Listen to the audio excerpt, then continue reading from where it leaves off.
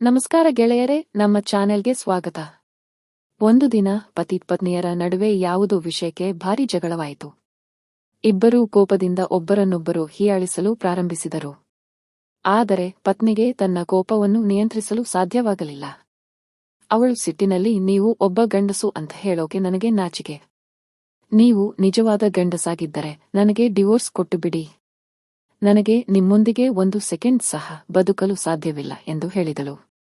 ಪತಿ ಮೌನವಾಗಿದ್ದು ಅವಳ ಮಾತುಗಳನ್ನು ನಿರ್ಲಕ್ಷಿಸಲು ಪ್ರಾರಂಭಿಸಿದ. ಆದರೆ ಹೆಂಡತಿ ಪದೇ ಪದೇ ನೀವು ಗಂಡಸಾಗಿದ್ದರೆ ನನಗೆ ಡಿವೋರ್ಸ್ ಕೊಡಿ ಎಂಬ ಚುಚ್ಚು ಮಾತುಗಳನ್ನು ಹೇಳುತ್ತಲೇ ಇದ್ದಳು.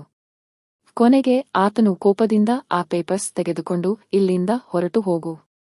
ನಾನು ನಾಳೆ ಈ ಪೇಪರ್ಸ್ ಮೇಲೆ ಸಹಿ ಮಾಡಿ ಕಳುಹಿಸುತ್ತೇನೆ. ನಾನು ನಿಜವಾಗಿಯೂ ಪುರುಷ ಎಂದು ಸಾಬೀತುಪಡಿಸುತ್ತೇನೆ. ಈಗ ನನಗೆ ನಿನ್ನ ಅವಶ್ಯಕತೆ ಇಲ್ಲ, ನಿನ್ನ ಸಹವಾಸವೇ ಬೇಡ. ನೀನು ನಿನ್ನ ತವರು ಮನೆಗೆ ಹೋಗಬಹುದು ಎಂದನು.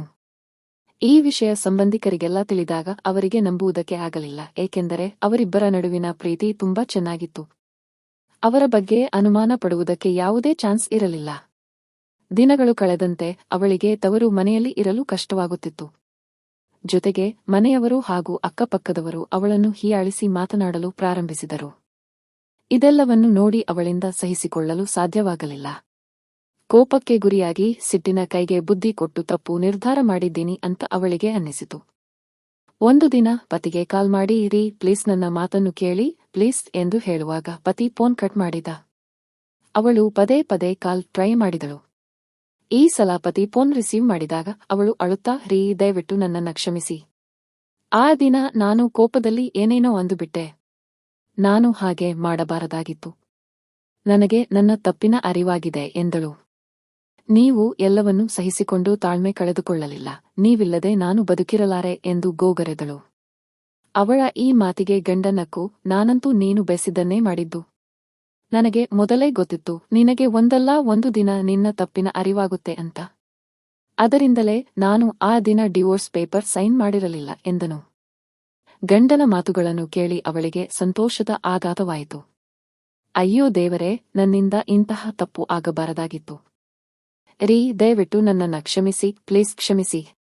ಮತ್ತೆ ಯಾವತ್ತಿಗೂ ಈ ತರಹ ವಿಚಿತ್ರವಾಗಿ ವರ್ತಿಸುವುದಿಲ್ಲ ಅಂತ ಅಳುತ್ತಾ ಹೇಳುತ್ತಾಳೆ. ಆಗ ಪತಿಯು ಅವಳನ್ನು ಸಮಾಧಾನ ಮಾಡಿ ಅಪ್ಪಿಕೊಳ್ಳುತ್ತಾನೆ. ಒಬ್ಬ ಪುರುಷ ಎಲ್ಲವನ್ನೂ ಸಹಿಸಿಕೊಳ್ಳಬಹುದು.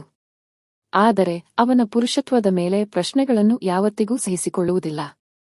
ನಿಜವಾದ ಪುರುಷತ್ವ ಎಂದರೆ ಪುರುಷರಲ್ಲಿರುವ ತಾಳ್ಮೆ, ಪ್ರೀತಿ, ಸಾಹಸ, ಮಾನವೀಯತೆ. ಹೆಂಡತಿಯನ್ನು ಹೊಡೆಯುವುದು, ಅವಳ ಹೆತ್ತವರ ಬಗ್ಗೆ ಕೆಟ್ಟದ್ದನ್ನು ಮಾತನಾಡುವುದು ಅಥವಾ ಅವಳನ್ನು ನಿಂದಿಸುವುದು, ಕೀಳಾಗಿ ನೋಡುವುದು ಪುರುಷತ್ವವಲ್ಲ. ಪ್ರತಿಯೊಬ್ಬರ ಜೀವನದಲ್ಲಿ ಸಮಸ್ಯೆಗಳು ಇದ್ದೇ ಇರುತ್ತವೆ. ಆದರೆ ಪತಿ ಪತ್ನಿ ಇಬ್ಬರೂ ಒಟ್ಟಿಗೆ ಸೇರಿ ಸಂಸಾರದ ಬಂಡಿಯನ್ನು ನಡೆಸಿದರೆ ಮಾತ್ರ ಆ ಸಂಸಾರವು ಸುಖ ಸಂಸಾರವಾಗಲು ಸಾಧ್ಯ. ಈ ಸುಂದರವಾದ ಕಥೆಯಿಂದ ನಿಮಗೆಲ್ಲರಿಗೂ ಒಂದು ಒಳ್ಳೆಯ ಸಂದೇಶ ಸಿಕ್ಕಿದೆ ಎಂದು ಭಾವಿಸುತ್ತೇನೆ. ಸ್ನೇಹಿತರೆ, ಈ ಪುಟ್ಟ ಕತೆ ನಿಮಗೆಲ್ಲ ಇಷ್ಟವಾಗಿದ್ದರೆ ಲೈಕ್, ಶೇರ್ ಹಾಗೂ ಸಬ್ಸ್ಕ್ರೈಬ್ ಮಾಡುವುದನ್ನು ಖಂಡಿತ ಮರಿಬೇಡಿ. ನಿಮ್ಮ ಅನಿಸಿಕೆಗಳನ್ನು ಕಮೆಂಟ್ ಮಾಡಿ ತಿಳಿಸಿ. ಮುಂದಿನ ವಿಡಿಯೋದಲ್ಲಿ ಮತ್ತೆ ಭೇಟಿಯಾಗೋಣ. ಧನ್ಯವಾದಗಳು.